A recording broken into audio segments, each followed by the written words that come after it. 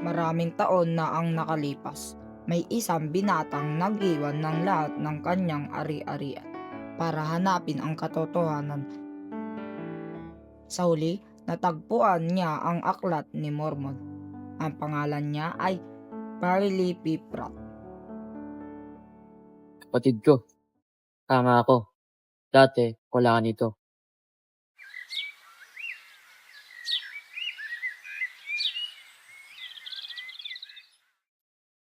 Mahirap iwanan ito. Iwanan? Bakit? Ilang buwan na akong balisa dahil sa Espiritu Santo. William, napasa mo ang banal na kasulatan at mga propesiya. Parating na ang mahalagang bagay. Pakiramdam ko, tungkulin kong turuan ng mga tao at palahanan silang maganda sa pagdating ng Panginoon. Bilang isang ministro? Hindi. Wala akong otoridad. At sa palagay ko, wala rin ng iba. Yun ang kulang, William. Ang otoridad para maglingkod sa banal na bagay. Pero nararamdaman ko na tungkulin kong ibahagi ang liwanag na ibinigay sa akin ng Diyos. Kung may 50 hektarang lupa ako, magandang bahay, palayan at taniman ng puta, baka dito na ka mamuhay. Pakirap ka para dito. Bakit hindi mo na ito damdamin?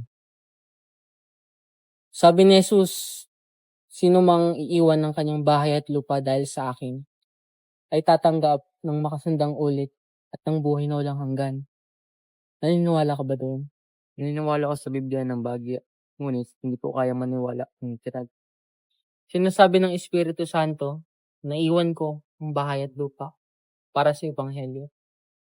Aasa ako sa mga pangako ng Panginoon. Kung totoo sila, susuportahan niya ako. Kung mali, lalaman ko.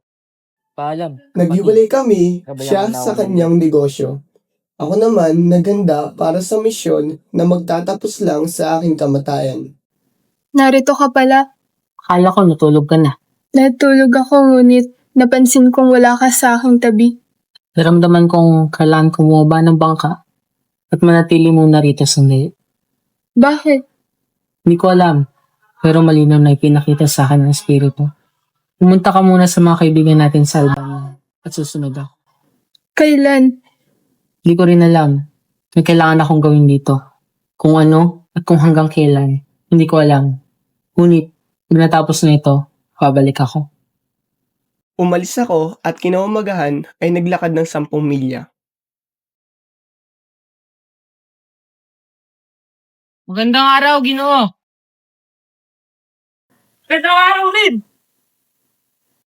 May nakalala kaming Baptist Ligon, si Anlon. Siya ay mangaral. Magandang araw, Isaac. Magandang umaga rin, Thomas. Kamusta ka? Mabuti. Ito si Ginoong Prat. Nagmula pa sa Ohio. Patungo siya sa Albania. Albania? Tila ata naligo ka, Gino.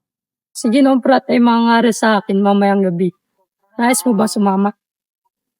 Naniniwala ka ba sa mga banal na kasulatan? Oo, naniniwala ako. Mabuti, darating ako. Alas 7 ng gabi. Asahan namin yung pagdating. Ginoong Prat, tinatanggap mo ba ang mga pangitain at ang pagdalaw ng mga anghel? Oo, Halika, Hindi yan, Isaac. noong nakaraang linggo, may nakita akong isang kakaibang aklat. Sinulat ito sa Palmyra. Galing daw ito sa mga lamina ng tanso o ginto na natagpuan at isinalin ng isang binata sa tulong ng Diyos. Mayroon din sabi-sabi patungkol sa pagdalaw ng mga anghel. meron ka ba nitong aklat na ito? Nasa kapatid ko, pero ibabalik niya bukas ng umaga. Nais kong makita ang aklat na ito kung ayos lang sa inyo. Nakaramdam ako ng pagnanais na makita at mabasa ang aklat na iyon. Kinabukasan, nagbalik ako sa tahanan ni Ginoong Hanlon at kinuha ko ang aklat. Ang aklat ni Mormon. Nasa lamesa yung aklat, kunin mo na lang. Buong sigasig ako na nagbasa sa maghapon. Hindi ko na halos ginustong kumain o matulog dahil mas mahalaga sa akin na babasa ang aklat ni Mormon. Nang mabasa ko ito, napuno ako ng espiritu ng Panginoon at naunawaan kong totoo ito, gaya ng pagkaalam ng tao na siya'y nabubuhay.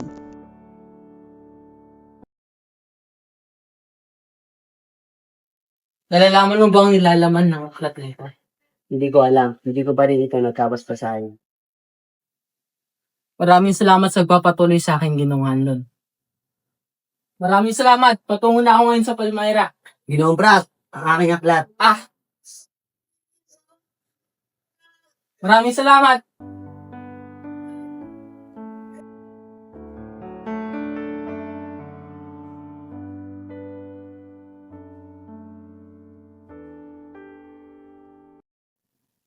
Vivi, nalalaman mo ba ang tahanan ng mga Swift? Mga 2 o 3 milya pa ang layo. Kumaroon ka at magtanong tayo. Maraming salamat.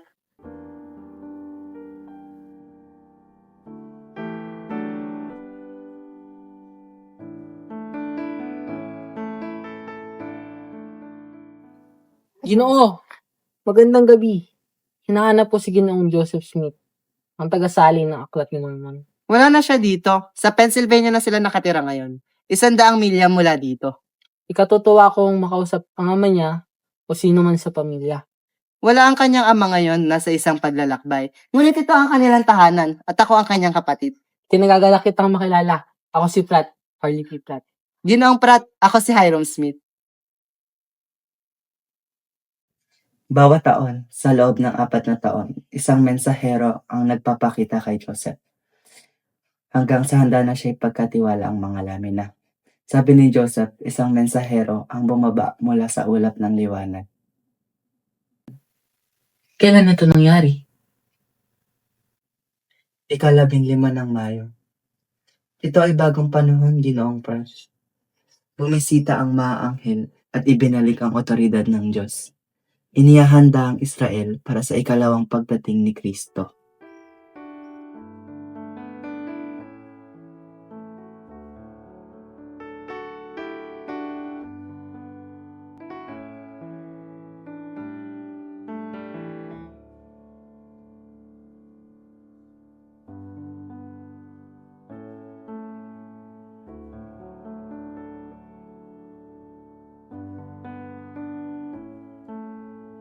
Gaano pa kalayo yung susunod mong pupuntahan?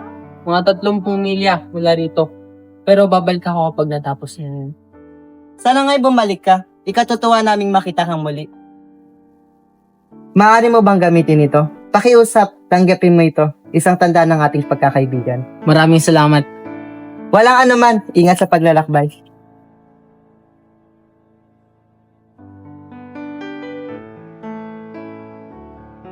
Naglakad pa ako ng ilang milya at nang huminto upang magpahinga, muli kong binasa ang aklat.